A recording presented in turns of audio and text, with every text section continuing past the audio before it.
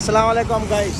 मतलब गाइस आज हमारी पहली वीडियो है कराची की। तो मैं यहाँ आया था सवारी छोड़ने यहाँ सदर में। तो मैं यहाँ से गुजर रहा हूँ मज़ार कैद के पास से। तो मैं आपको दिखाता हूँ माहौल।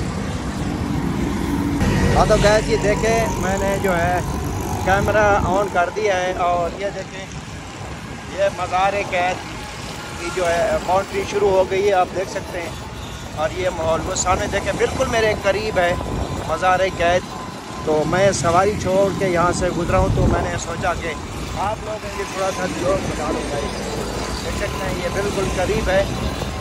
इंशाल्लाह आपको जो है मैं दिखाता रहूँगा ऐसा माहौल कराची का। हर हफ्ते आपके पास वीडियो पहुँच रहेगी इंशाल्लाह। ठीक है गाइस, ये देखें ये रोड मज़ार कैद का है।